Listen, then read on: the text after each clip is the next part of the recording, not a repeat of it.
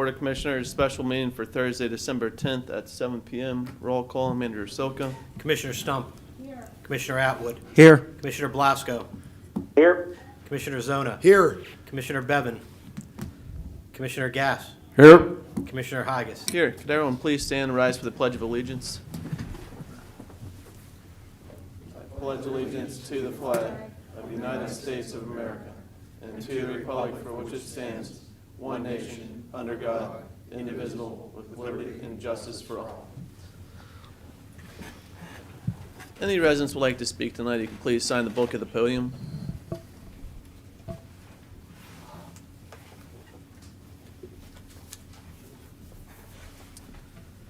Thank you. We have two residents signed up to speak tonight. The first resident is Scott. If you want to just come up to the podium and state your name and address for the record, please. Can I say what I want? Yes, sir. Thank you. Okay, my name's Scott Guest. I live at 10 Bethel Road, Apartment J, North Huntington. And I'm here to speak about, now I'm a little nervous. Okay.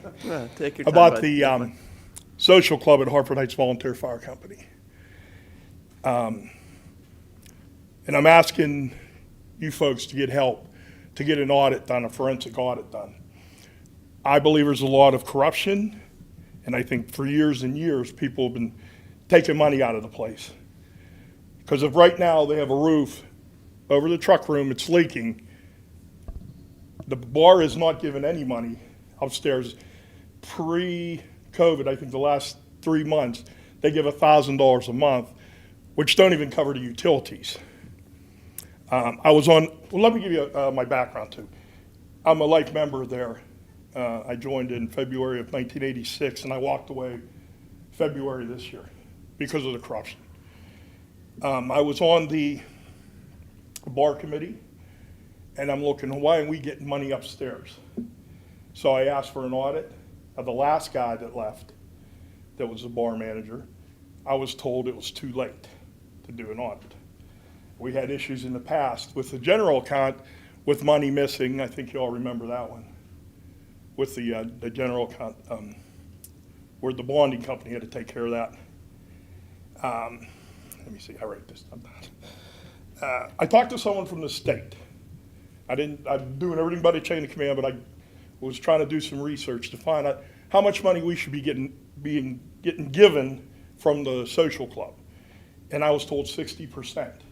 Well, if we're getting zero, that's 0%. So where's the money going?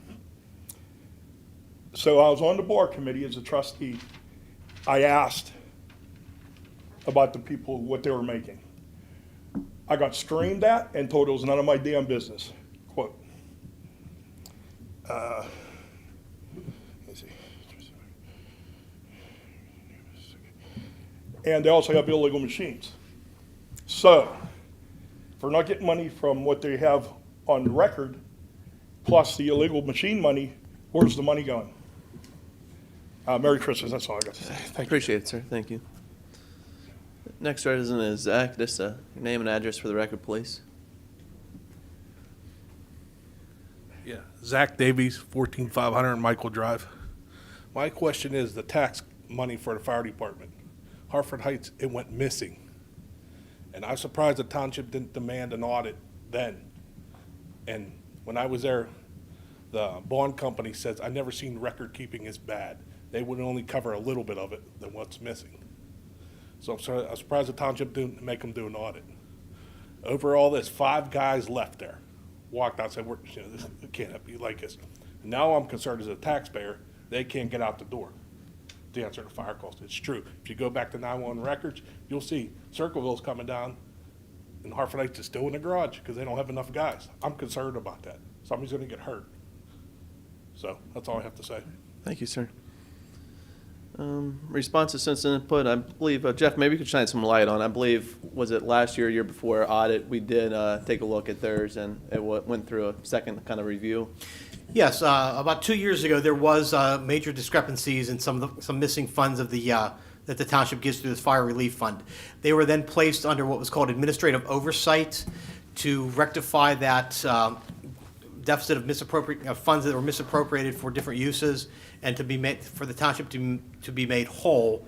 And during the time until we were made whole, we were overseeing all their expenses that would be eligible for reimbursement, through our tax levy. The township, they did square themselves up, and their audit for this last year was, submitted to the township and was within the realms. The township has no authority to go into a social club. No different than a bar or anything else. All we could do is demand accountability of tax money that is given to them, and that we do an audit every year of the fire tax that is given to every fire department. They submit their receipts, they're reviewed, and then that's what generates the release of their funding for the next year. So their funding was held up until it was squared away. It did go through an investigation. You're correct about it. We went through a bond. They had their bond called, and the township money was squared away. We can't audit their finances from their fundraising, from social club. That's just out of our realm. I think the solicitor could, if I'm wrong, he could say. The private money is the private Yeah. money. What they should do is get organized enough to possibly hire somebody to do a private audit of the private monies. I don't know if you still have any kind of structure of government there, a president, a vice president, some sort of treasurer, whatever, and then determine if there's been misappropriation, and then contact the Westmoreland County District Attorney's Office, because they have a branch that does that kind of thing. I'll be honest with you, they're swamped. They're busy, but that's your remedy. That's what you should be doing. Yeah, Sure. go ahead, sir. Go ahead, I'm sorry. You're fine. Under that, the president, the vice president know all about it. We the one that complained about it. Yeah, that's what I was gonna say. I asked for an audit. I got told it's too late. Well, then, So right now, like what I'm saying is, I would just follow maybe the solicitor's recommendation that you would go through the county and maybe. yeah, I would contact the DA's office or the county to determine what branch of government or agency will deal with that. There's one down there. because it's like, it's corrupt. You're fighting. Correct. They don't want to Yeah, help. They don't Yeah. want to do anything. you certainly can take the chief's time for 5 or 10 minutes.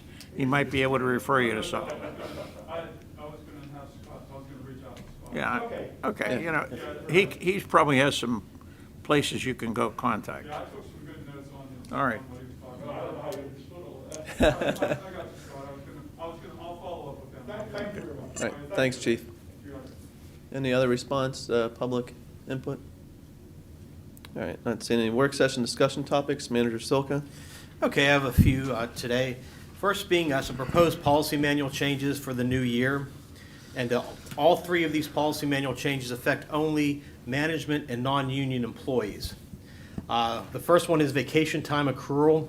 As it is right now, there's no limitation on accrual of vacation time for the exempt workers, and not covered by a contract. And what this is doing is this is accruing us some pretty hefty liabilities moving forward, that whenever someone retires or leaves, we're then responsible for cashing out this accrual. So it's becoming, it could be used as a retirement savings account, so to speak. What I'd like to do is, effective January 21st, or January 2021, is that all hirees moving forward can only accrue up to 40 hours of vacation time from the previous year. So it's a total of 40 would be the only one that they'd be able to carry over. They get their allocation for the current year. And then for employees who are currently employed, that they would not be able to accrue any until they get their balances down to be able to accrue up to the 40 hours. So we're not taking any vacation time away. However, we're not allowing the bank to be built up. That is my first policy. These are at-will non-union employees, and for disclaimer, I'm included in that in all these three policies. So I'm not writing a policy that doesn't apply to me. If I can, how many hours can you accrue a year? Well, As of right now, it's unlimited, but right now, we'd like to make it to no more than 40 hours of accrual total, to So that encourage people to means- use their, That means the employee that presently works here, who has over 40 hours, cannot accrue any more time. correct, he can take all Okay. his time. All right. You know, he or she can take the time. Okay, use it or lose it, okay. Right. Okay. Okay. Jeff, Yes. are we going to mandate some type of burn down for this, or are we just going to allow them to take it at will? Probably what I'd like to do is meet with each individual employee and kind of come up with an action plan, you know, without mandating. I think we can probably work through something and bring it back to the board. And then second question is, I think it goes along with what Bruce was asking. They can accrue more than 40 hours. They just can't carry it over. Correct, yeah, they get their allocation. Let's say you have 6 weeks vacation coming up January 1st. You get your 6 weeks. You can't carry over, you can't have a balance any more than 40 hours. So we're not taking any vacation away. Yeah, you're referring to a rollover into the next year. Correct, yeah, Absolutely, it's the accrual into the next year. The second policy is the personal leave, where everyone gets 4 personal days. I would like that policy allows those personal days to be accrued. I'd like to change that, suggest change that policy that the personal days can't be accrued, that they have to be used within the year they're given. And that's 4 days of personal leave time. And then the third policy is group health insurance. As of right now, if you are a non-exempt employee, if you're an exempt employee, worked 20 and hired after 2013, you work 20 years, and you retire at the age of 60, you're entitled to single family or single coverage health insurance up until 65, and then a Medicare supplement after 65. What I'm recommending is that for employees hired after January 2021, is that we eliminate that benefit of post-retirement health care.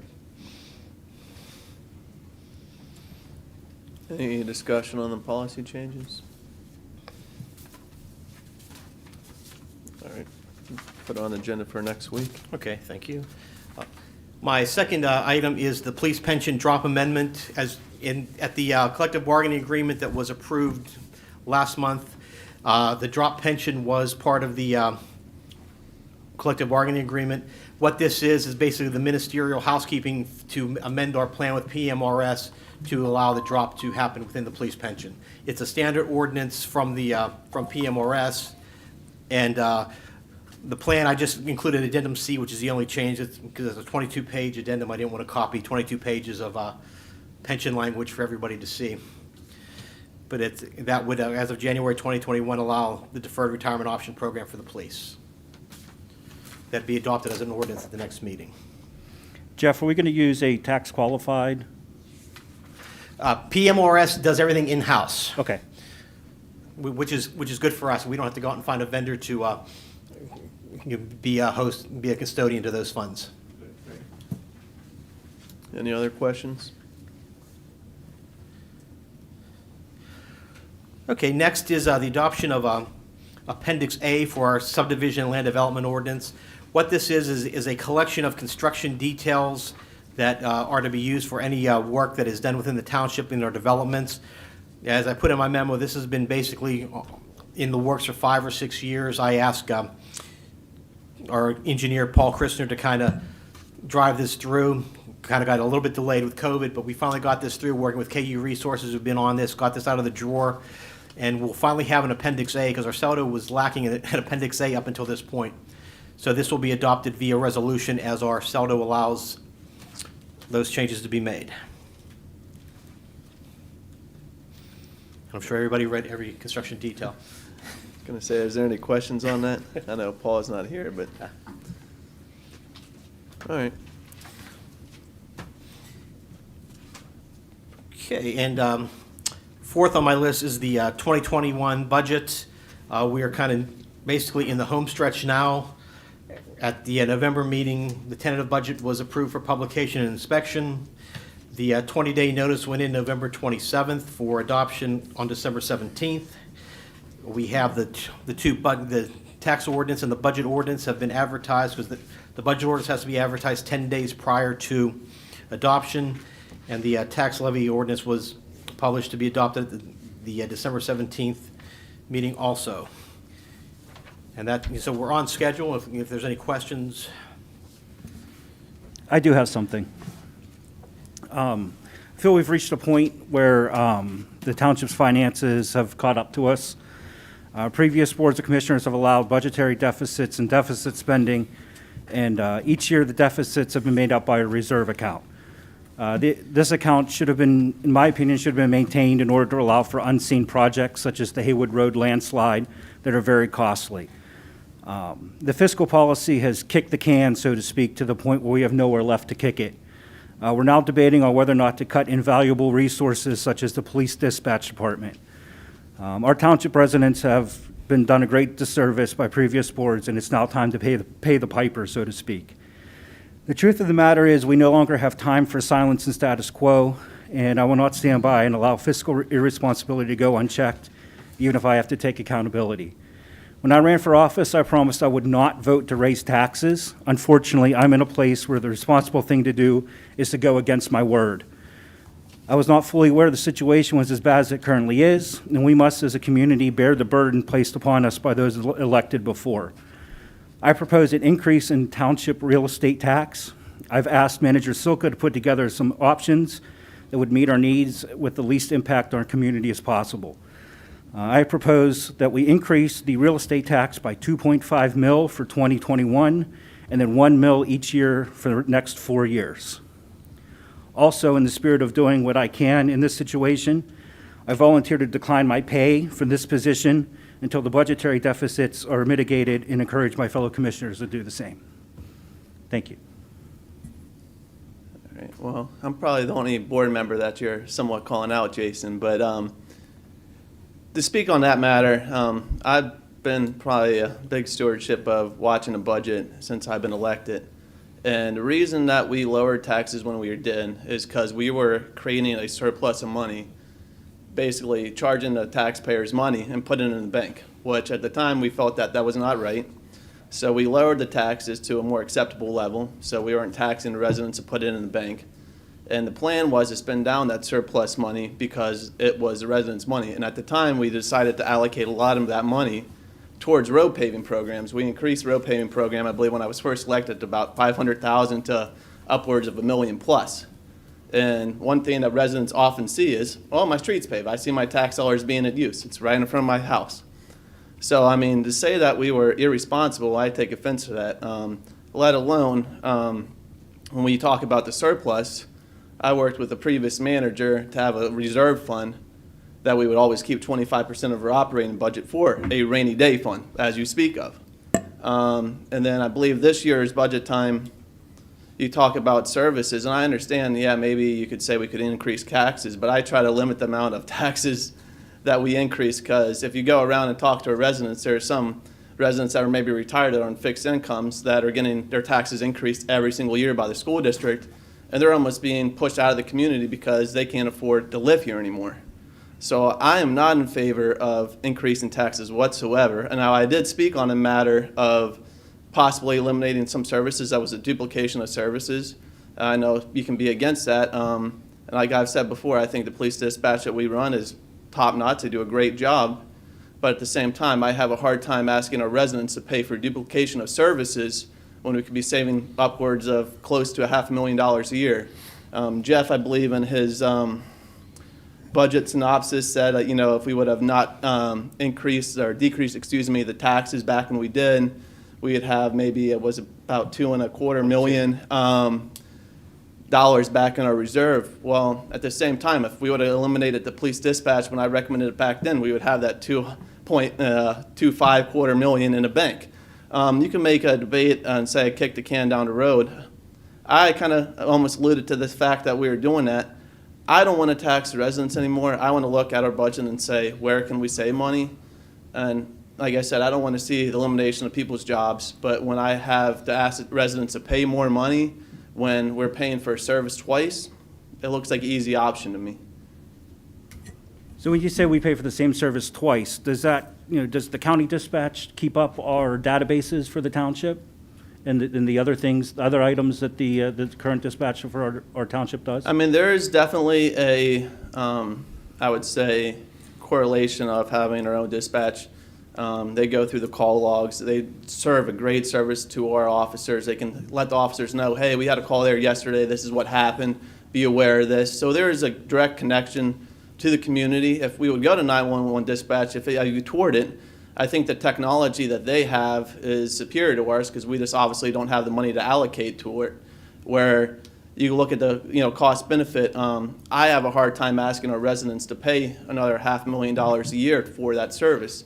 Like I said, if you want to look at other areas, maybe in the budget that you would want to eliminate, I'm just not in favor of increasing taxes whatsoever. I know we haven't increased taxes in quite some time. Other communities, I believe Irwin is increasing their taxes. And like I said, I'm not in favor of it because when I go around and speak to residents, oftentimes this board gets accused of raising taxes, which I think a lot of times residents are misinformed. When their tax bill goes up, they can thank the Norwin School District, not this board here. And I want to hold true to that. I'm not in favor whatsoever of increasing taxes. Zach, I'm going to have to agree with you in the fact of not raising taxes. I too propose that we do not raise taxes. My God, especially since 2020 has been the year that it has been, with the possibility of 2021 maybe being another repeat of 2020. No way, in my eye, is this the time to raise taxes at all. But I would like to propose that I know that we already approved the budget, right? You tentatively approved. Tentatively. And we gave each department so much money. So let's just hypothetically say we give each department this much money. There ought to be incentive for the department heads to say, look, we've given you this much, but for the department heads to come back to us and say, hey guys, I only spent this much. So we're going to give them X, Y, Z, but they're going to say, hey, I only spent X and Y, which leaves a cushion called Z, and Z is what we would hand back to the township. I'm going to ask that every department head really, honest to God, tighten up their belts. I just really, again, in the spirit of 2020 and possibly 2021, I cannot see, nor will I ever support raising taxes. This is just probably some of the worst years we've probably ever seen, I think, historically in this nation, given this pandemic. The last pandemic was 1917, 1918, great influenza. And that was a significant cost to the whole world's population. This, what we're seeing, I don't have statistical information, and I might be speaking out of my butt, and I hope I'm not, but I just think now is not the time to raise any types of taxes and to see if we can get the department heads that agreed to say, hey, yep, you got X, Y, Z, but they operate off of X and Y, and then they hand us back the Z portion. And that, I think, is a nice way to facilitate not having to move again in another year or 2 years to raise taxes. And it also allows us to hold on to the dispatch, because here's where I'm going to disagree. I am for our dispatchers. So that's where I am. Yeah, Commissioner Goss, I challenge you to come up with $1.14 million surplus whenever I've talked to these department heads, and they are at a bare bones budget for us right now. I don't know where else we can save money.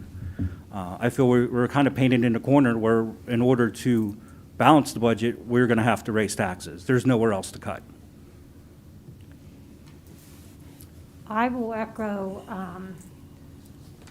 echo Eric's sentiments that I'm not in favor of increasing taxes. I ran on that, and I'm not in favor of it. There are areas that we can cut before we consider a tax increase. And one of those things, we could give the crossing guards back to the school district and let them handle that.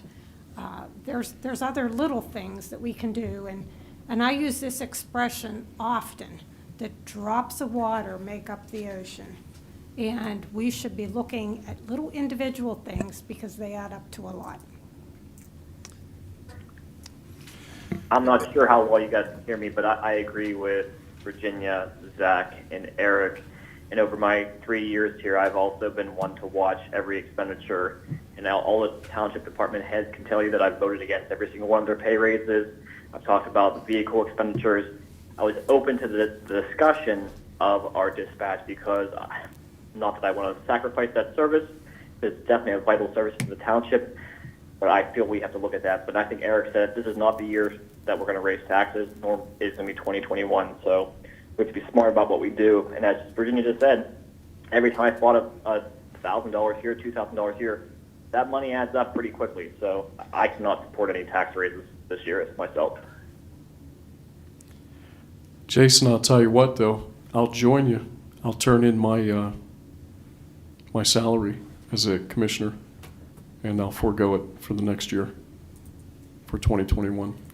And then we'll see what 2022 brings, you know. But, yeah, I'll join you. I'll turn my money back in for 2021. And I don't do that and say that lightly, and I don't do that to call anybody else to join me, but it's just a show of good faith just for me that that's what I'm willing to do. And Jason, I'll be there right there with you if you want to do it too, so that's cool.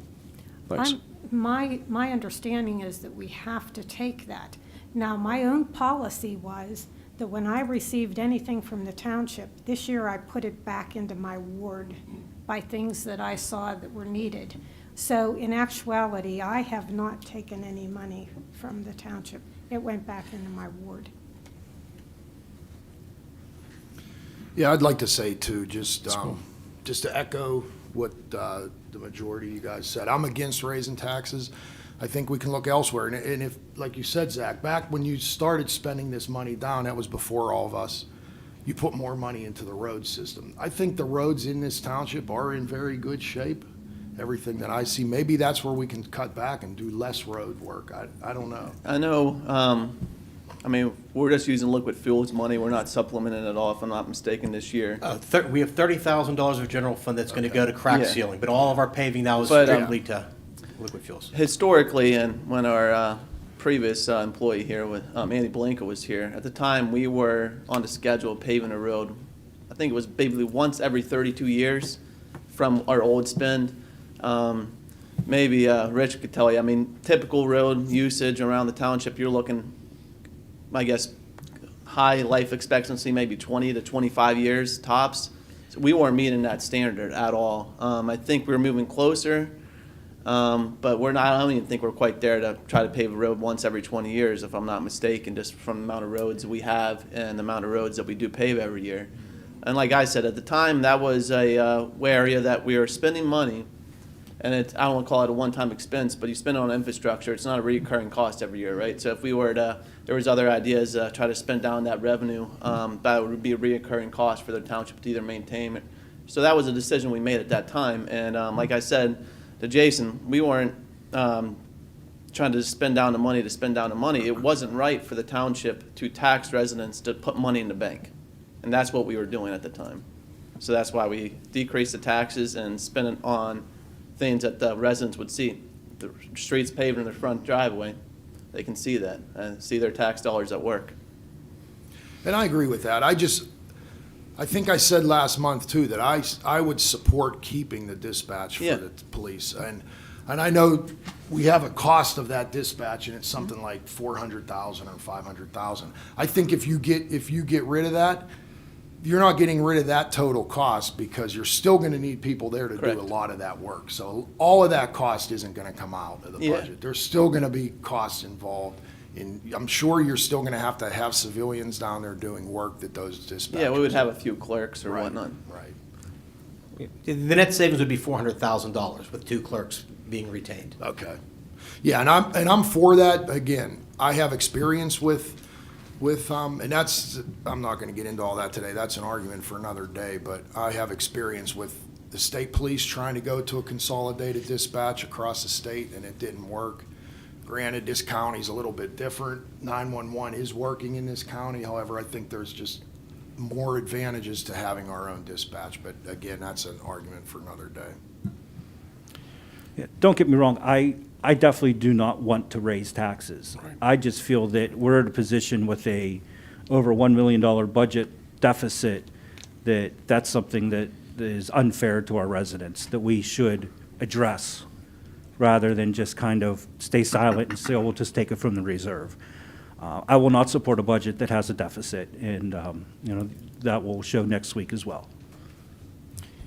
Is there any chance, and I know, just for the sake of the public, let me ask this question. We have no authority over the school board, yes or no? No. Zero.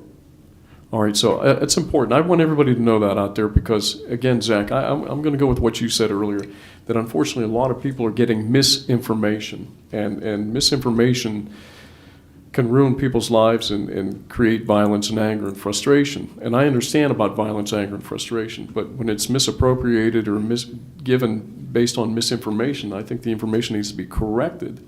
And the people really, really need to know that this board currently, and the board that's been around for 8 years prior to that, has not raised taxes. So I'm trying to talk to the people, John J. Q. and Jane Public, that you need to know that this township and these commissioners have not raised your taxes in, 8 or 9 years? Longer than that. It's been- Longer than that. So the taxation that's being raised is from the school board. And if I become public enemy number one because I'm bringing attention to where attention needs to be put, then so be it. But I'm not going to sit here and allow, and I'm not saying this to you, Jason, please understand, I'm trying to educate the public and letting them know that this township and its commissioners over a series of years and years and years has not raised your taxes. So that misinformation needs to stop. Now, with that said, can we as a township address our public school board in regards to the taxes? Because if I'm not mistaken, the school board has raised taxes every year for the last 8 or 9 years consistently. Am I correct in saying that? I am correct in saying that. Is there any way that this township can go talk to the school board and say, look, you are putting an unfair financial burden, and I know we got a great school district, and we got great teachers, and we got great everything. Norwin's great. But to what point do we maintain our greatness that we're hurting our fellow citizens financially? And I think a voice of reason to the school board needs to be, hey guys, you really need to cut back. And I would like to know what could we do as a township to address the school board and ask them to look. We know what the finances are in this township, perhaps better than they do. I don't want to see people walked out of their houses because they can't make payments, because the millage just keeps going up from the school board. What can we do about it?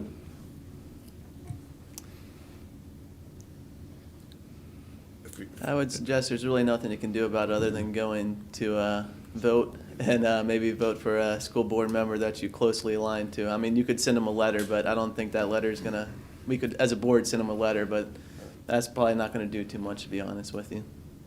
In fact, what you said tonight is what you can do, and do it repeatedly. But I'm going to tell you that I don't know anybody on that board, but I'm sure they all disagree with what you said. And they're going to jealously guard, they're going to say, what business is this of you to interfere with us? I don't know that you'd care to have them looking over your shoulder, but I will say this, if they looked over your shoulder, they're not going to find anything. Thank you. I think the repetitiveness of saying that you have not raised taxes for a period of time does have a play. It's on TV. The news, hopefully you can get the newspaper reporters to pick up on it. That's a good place. And then you got to talk to the parties, the Democrats and Republicans, and say, well, who are you putting in here? It has to be kind of a grassroots thing. You can go to the school board meeting too as a private citizen. I think they're by Zoom now, and I've been on a couple of them on it. You can get on a Zoom call and you can speak in them too on a Zoom call, so. I've actually done some research into the numbers. Lawrence School District charges about 88 mil. We're in the top, I think, 4, with Franklin being the most at a little over 100. And we're at just under 9.25. So they are about 10 times more than what we are, as far as the school district versus the township. The county comes in at 27.9. So that's your total. You add all three together, that's your total. But again, the township charges 10 times more than, or the school district charges 10 times more than the township does. And we offer, in my opinion, way more services than they do. May I say something? Yeah, go ahead, Jeff. Just to kind of maybe wrap up the budget and the cutting services and cutting, not cutting services, but cutting expenditures.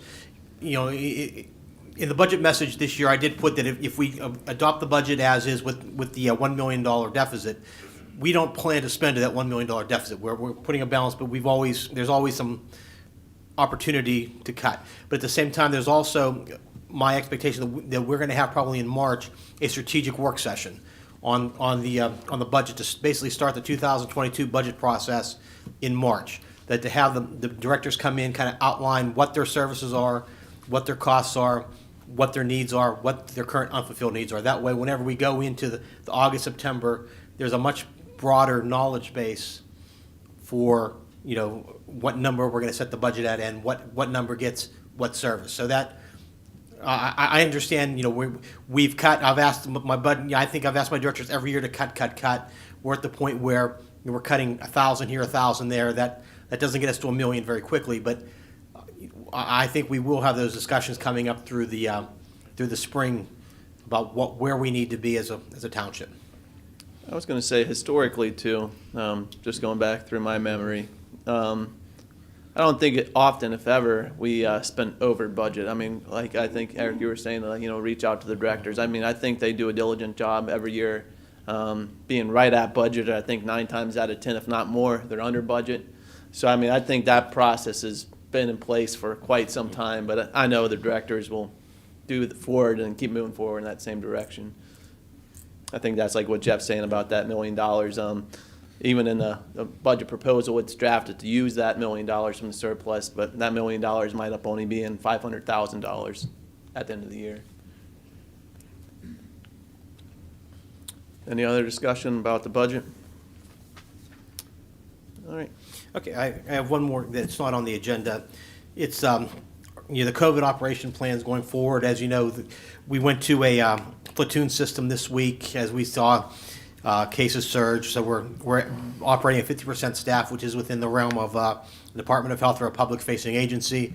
However, you know, today at 4 o'clock, the governor did announce, you know, 3 weeks worth of new guidelines, and one is public meetings and public gatherings are limited to 10 people, which would put the meeting for next week in jeopardy. And what I'd like, you know, because it's 10 people total, if you'd want to be in compliance, I would suggest that we have a 100% Zoom meeting next week, because our system doesn't interface with a hybrid system of half people on Zoom, half people live, and people calling in. What we could do is we could get the announcement out tomorrow, so run in the paper Saturday or Monday with a Zoom link with an opportunity to email in public comment up till 6:30 on Wednesday. You can Zoom public comment, or if you call the office by 4 o'clock by Wednesday, or email me by 6:30 on Wednesday. We can call you if you can't participate via Zoom. So we could get the announcement out to have people out there. But if we do it, it'd have to be 100% Zoom, because we can't do a hybrid meeting with our system. I'm in favor of still holding a public meeting next week. I'm not in favor of having a Zoom meeting, but that's just my opinion. I'm one member. I agree with you. I've been, since this whole pandemic, I think we've been pretty good and safe and holding stable meetings. I think we are here for the community, and if people want to come speak, I want to be here to have them have that opportunity to come speak. That's just my opinion. I have no problem with people want to call in. There's 4 board members here, and a few people are calling in by phone. I'm completely fine with that. I'm totally in favor of doing a Zoom meeting. I think you can actually get more people involved in the public process. Other communities are doing it. Other communities are doing Facebook Live meetings. And every one of those type of meetings have the ability for someone to enter their comments into a chat box. As I said, I would support coming in here and having the meeting in person also. I agree with Zach.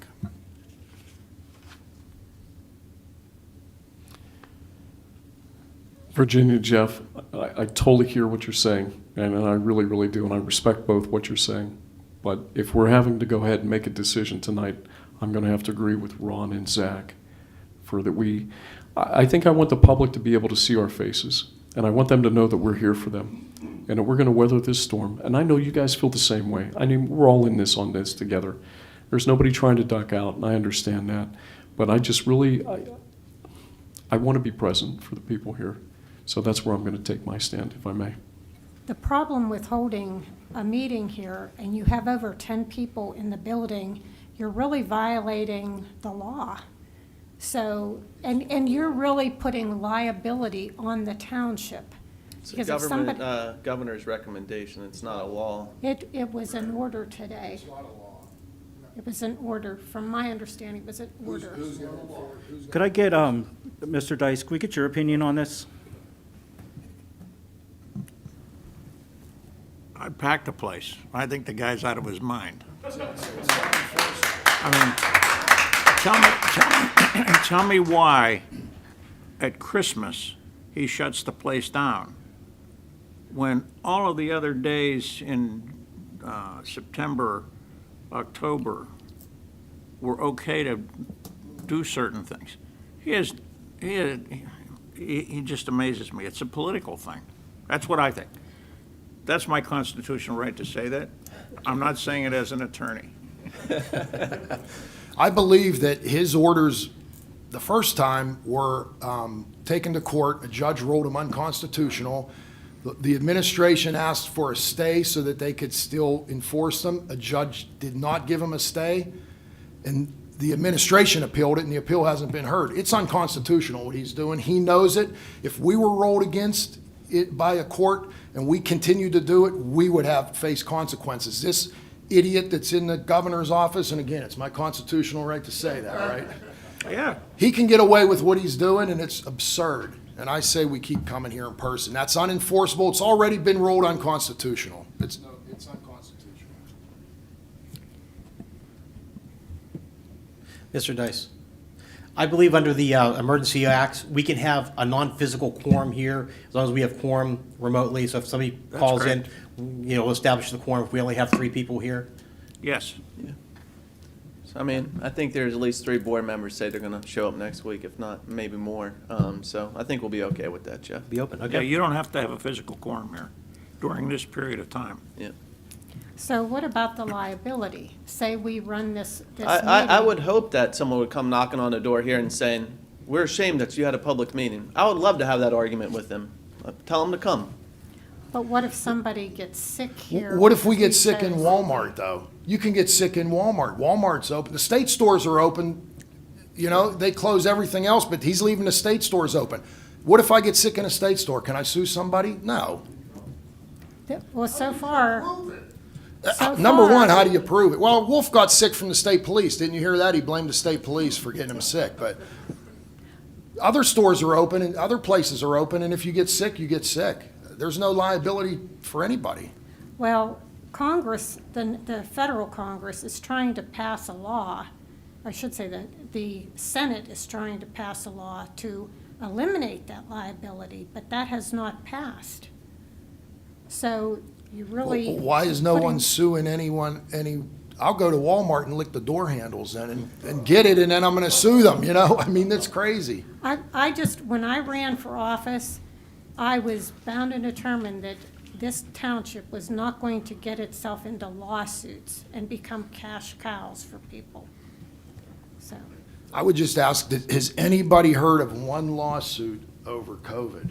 From Mr. Solicitor, if you can answer that. I haven't heard of one lawsuit anywhere in the United States over somebody contacting COVID. I can say this, that there probably are some actions filed. The question is, their first impression. So it's going to take 10 years for them to figure out what's on first and second. And, I understand your desire to do what you're doing, and I certainly would defend that action because, like you said, it's very difficult to be able to articulate where you caught it. Yeah, burden of proof will be very difficult. You know, did you catch it coming in the door, or did you catch it going out the door?